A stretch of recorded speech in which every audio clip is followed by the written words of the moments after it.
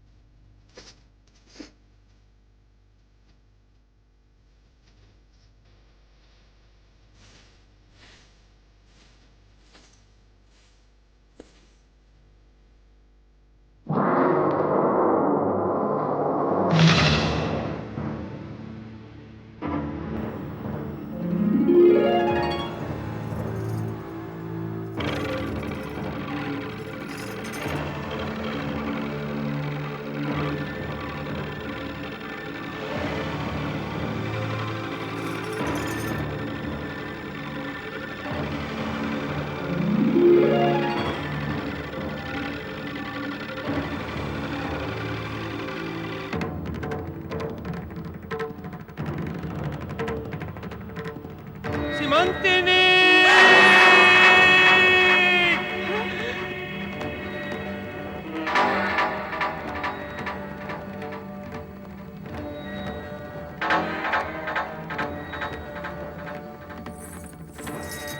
क्या हुआ स्वामी? क्या हुआ? क्या हुआ राजकुमार? आप अचानक इस तरह विचलित क्यों होने लगे? क्या हुआ? आपका स्वास्थ्य तो ठीक है ना? अरे, कोई वैद्य राज को बुलाओ। क्या हुआ स्वामी? क्या हुआ? क्या हुआ आपको? कुछ तो बोलिए। मुझे कुछ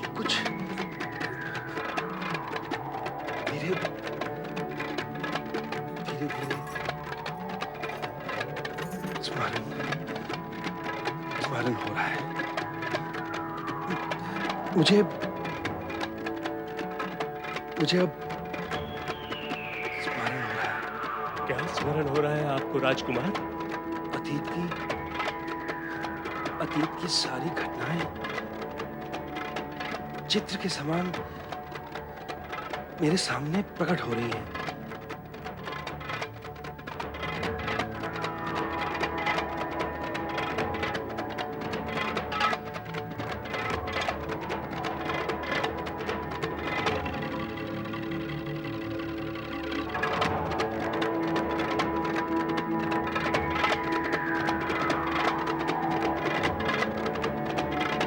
किंतु कुछ कहे तो, क्या है वे घटनाएं जो आपके सामने चित्र की भांति प्रकट हो रही हैं? मैं और सीमंतिनी नौका विहार कर रहे थे।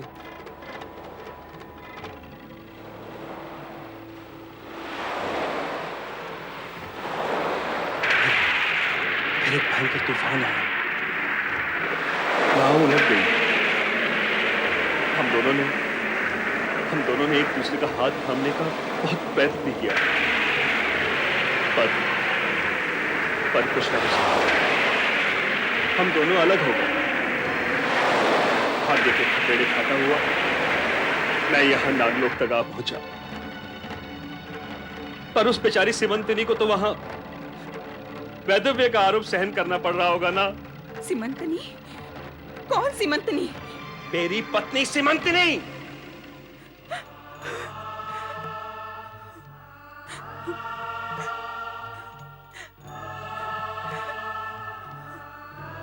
चित्रांगद के मन में पिछली घटनाओं की स्मृति जागृत हो गई है।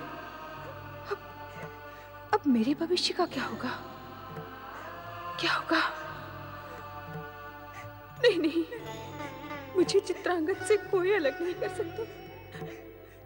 कोई अलग नहीं कर सकता मुझे, कोई नहीं।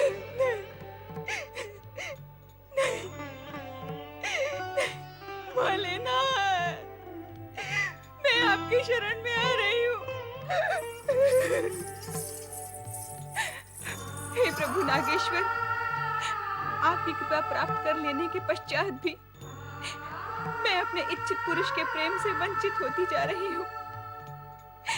चित्रांगद की पूर्व स्मृतियां जाग उठी है और इसके साथ ही उसका मन उड़कर पृथ्वीलोक में सीमंतनी के पास पहुंच चुका है।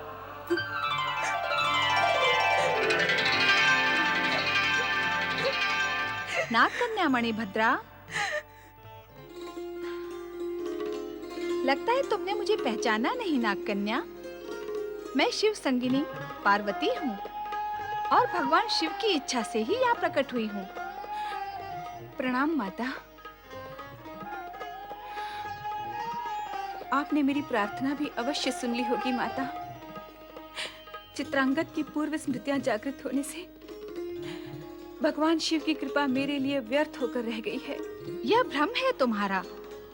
तुम्हारा यही भ्रम दूर करने के लिए मैं यहाँ प्रकट हुई हूँ। एक बार अपने सपने के राजकुमार को पाकर तुम्हारी मनोकामना पूर्ण हो चुकी है।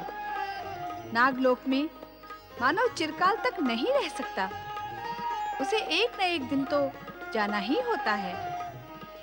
सीमंतनी के सुहाग की रक्षा के लिए तुम्हें चित्रांगद का मोह छोड़ना ही होगा। उसे स्वयं सीमंतनी के पास पृथ्वी लोक पहुंचाना होगा। इसी में तुम्हारा और उसका हित है। मनुष्य लोक में नागों को देवताओं के समान पूजा जाता है। तुम भी चित्रांगद का सहर्ष त्याग करके अपने देवत्व का परिचय दो और मनुष्य जाति की शुभकामनाएं प्राप्त करो। मुझे पूर्ण विश्वास है कि तुम मेरी बात मानकर वही करोगी जो तुम्हारे योग्य व उचित है। प्रणाम माता। कल्याण भव।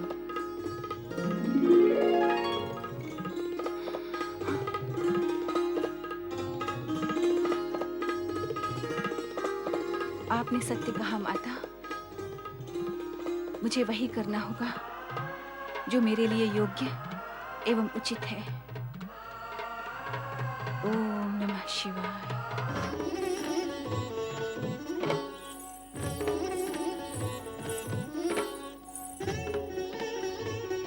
क्या सोच रहे हैं राजकुमार? आपने मेरी बात का उत्तर नहीं दिया। समय नहीं जिसे निरुत्तर कर दिया हो, वो किसी प्रश्न का क्या उत्तर देगा राजकुमारी। मैं तो विधाता के उस विधान पर विचार कर रहा था जिसने मुझसे मेरी सीमंतिनी को अलग कर आपसे मिलवाया। मुझसे मेरी स्मरण शक्ति ही छीन ली। प्रभु इच्छावश आपने मुझे अपना पति माना और उधर मेरी पत्नी को मेरे जीवित होते हुए भी वैधव्य का दुख झेलने पर विवश कर दिया। अपने मन में उत्पन्न हुए विषाद को मिटा डालिए राजकुमार। मैं आपको इस धर्म संकट से मुक्त करने आई हूँ। अब आप किसी भी अनचाहे बंधन में बंधकर यहाँ इस नागलोक में एक पल भी नहीं रहेंगे। आपको यहाँ भेजकर भगवान शिव ने मेरी मनोकामना पूर्ण की और अब मैं माता पार्वती के आदेश का पालन करूंगी। मैं कुछ समझा नहीं राजकुमारी। माता पार्वती के आदेश अनुसार अब मुझे आपको पृथ्वीलोक आपकी धर्म पत्नी सीमंतनी के पास पहुंचाना है। मणिभद्रा? हाँ राजकुमार। पुत्री मणिभद्रा? पिताजी, राजकुमार चित्रांगद अब एक पल के लिए भी नागलोक में नहीं रहेंगे। भगवान शिव ने मेरी मनोकामना पूर्ण की। अब मैं माता पार्वती के आदेश को पूर्ण करूंगी। राजकुमार चित्रांगद को अब मुझे पृथ्वीलोक उनकी धर्मपत्नी सीमंतनी के पास पहुंचाना होगा। राजकुमारी मणिभद्रा? हाँ राजकुमार चित्रांगद, आपको पृथ्वीलोक पहुंचाकर मैं अपना नाग धर्म निभाऊंगी। राजकुमार, जब आपका मन पृथ्वीलोक पहुंच चुका है तो आपके शरीर को विवशता में बांधकर यहाँ रखना अधर्म है। और मैं ये अधर्म नहीं करूंगी। आइए राजकुमार।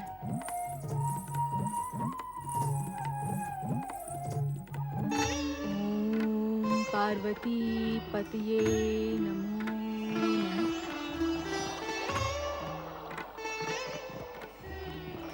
ओम पार्वती पतये नमो नमः।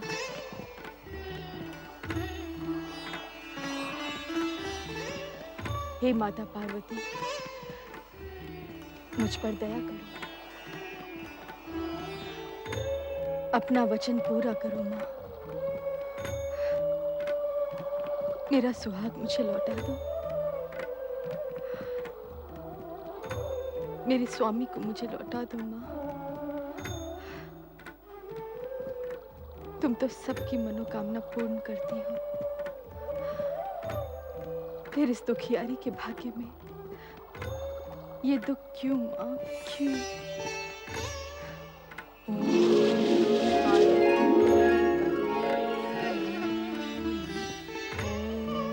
पार्वती पतिये नमो नमः। ओम पार्वती पतिये नमो नमः। मेरी स्वप्नों की राजकुमार, माता पार्वती के आदेश से मैं तुम्हें सीमंतिनी को सौंपने आई हूँ। तुमने इतने समय तक नागलोक का आतिथ्य स्वीकार किया, उसके लिए मैं तुम्हारी आभारी रहूंगी। नहीं राजकुमारी मणिभद्रा, उपकार तो तुमने मुझ पर किया है, मैं आभारी हूं तुम्हारे उपकार के लिए। कितना बड़ा त्याग किया है तुमने मेरे और सीमंतिनी के लिए।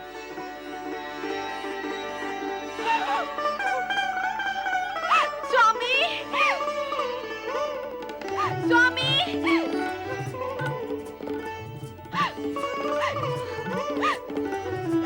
स्वामी,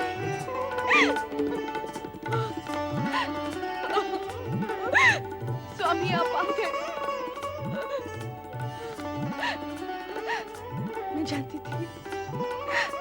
मैं जानती थी कि आप अवश्य आएंगे। मेरा मन कहता था कि आपके दर्शन अवश्य होंगे। सीमंतिनी, मुझे तुम्हारे पास लौटा लाने का श्रेय नागलोक की राजकुमारी मणिभद्रा को है। हम दोनों इनका जितना भी उपकार माने कम है। इस शुभ मिलन का श्रेय मुझे क्यों? ये तो माता पार्वती की कृपा का परिणाम है। हम सबको मिलकर भगवान शिव और माता पार्वती का उपकार मानना चाहिए। सत्य है राजकुमारी मणिभद्रा, माता पार्वती की कृपा के कारण ही मैं अब तक जीवित रह सकी। उन्होंने ही मुझे विश्वास और आधार दिया। मेरे पिता नागराज वासुकी ने राजकुमार चित्रांगद को 10 सहस्त्र नागों का बल प्रदान किया है। अतः पृथ्वीलोक पर युद्ध में अभिनय कोई पराजित नहीं कर सकेगा। अर्थात पिता और पुत्री दोनों ने ही हम दोनों पे उपकार किया है। इस सत्य को इस प्रकार कहो ना कि भगवान शिव और माता पार्वती ने हम सब पर उपकार किया है। उनकी कृपा तो अदृश्य है, किंतु तुम्हारा उपकार तो प्रत्यक्ष ही प्रकट है। निसंदेह नाग जाति महान है राजकुमारी मणिभद्रा।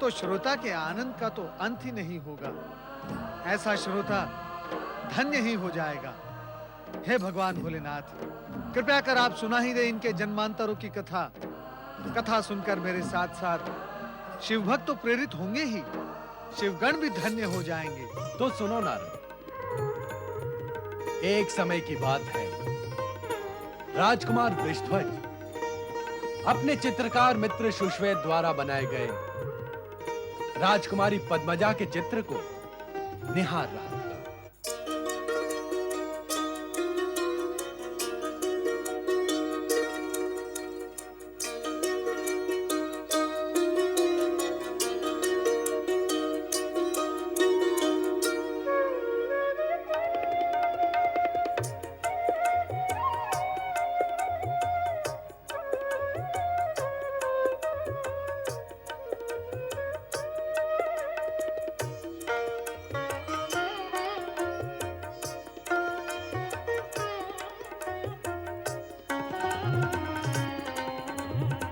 उत्तम, अति उत्तम।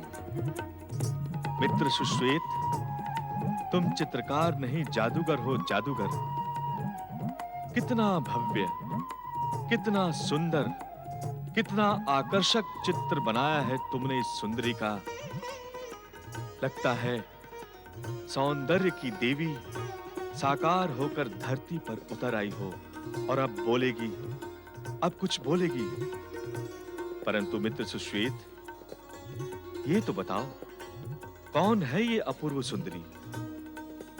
मुझे तो ये स्वर्ग की कोई अप्सरा ही लगती है। नहीं राजकुमार, वो कोई अप्सरा नहीं, पृथ्वीलोक की ही प्राणी है। पृथ्वीलोक पर ऐसा अद्भुत सौंदर्य।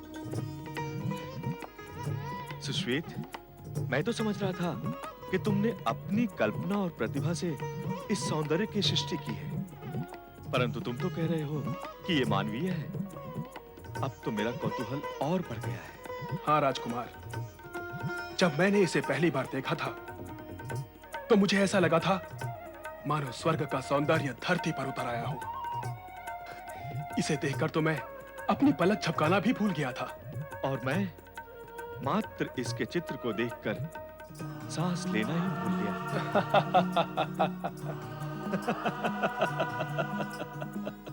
कहीं ये परम सुंदरी तुम्हारे मन मंदिर में प्रवेश तो नहीं कर गई? ना कहूं तो असत्य होगा और हाँ कहूं तो असंगत होगा। जो सत्य है वही कहो। सत्य तो ये है मित्र कि इस चित्र और इस चित्र में अंकित इस सुंदरी को देखकर मेरे मन के भीतर ऐसा आभास होता है कि इस सुंदरी से मेरा जन्म जन्मांतर का संबंध है। क्या? जन्म जन्मांतर का संबंध? ऐसा तुमने कैसे मान लिया राजकुमार वृषध्वज? इसलिए कि इस चित्र को देखते ही मेरा मन उस सुंदरी से मिलने और उसे पाने के लिए आतुर हो उठा है। और ऐसी आतुरता का जन्म तभी होता है जब संबंध जन्म जन्मों का हो। मित्र सुश्वेत, तुम तुरंत मुझे उस सुंदरी के दर्शन कराओ, अन्यथा मेरा मन विकल रहेगा।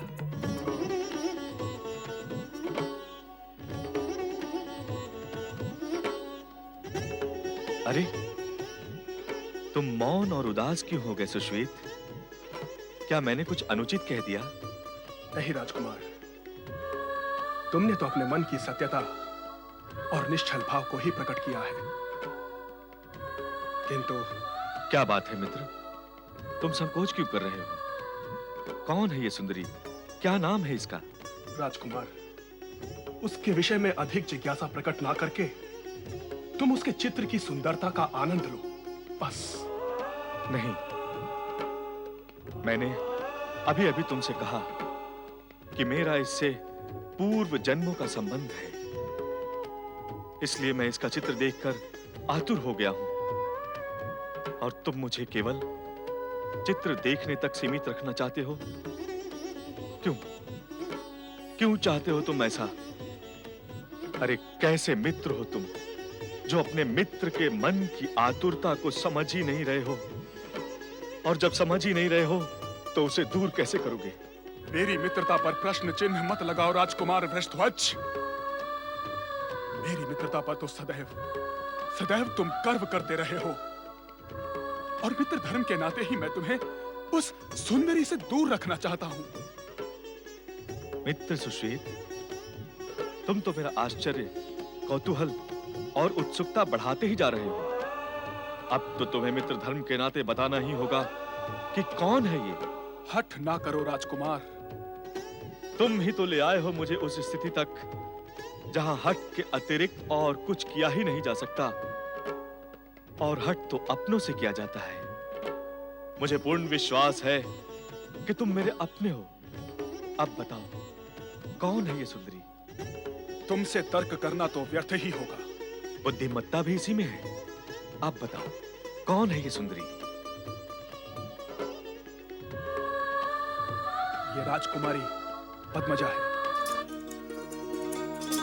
राजकुमारी पद्मजा? हाँ, पद्मदेश के महाराज पद्मनाभ की पुत्री राजकुमारी पद्मजा। पद्म अर्थात कमल। कमल भी सुंदर होता है, पद्मजा भी सुंदर है। यथा नाम तथा रूप। अब बताओ मित्र, इसके दर्शन कब कराओगे? अब दर्शन का हठ ना करो तो उचित होगा। तुम मेरे हठ करने पर आपत्ति ना करो तो अधिक उचित होगा। मेरी आपत्ति के पीछे छिपे सत्य को तुम समझ नहीं रहे हो राजकुमार। बहुत हो गया मित्र सुश्वेत, बहुत हो गया। ये नीचे और पीछे कौन से सत्य छिपे हुए हैं, प्रकट कर दो तो शांति हो जाएगी। अब तुम नहीं मानते तो सुनो।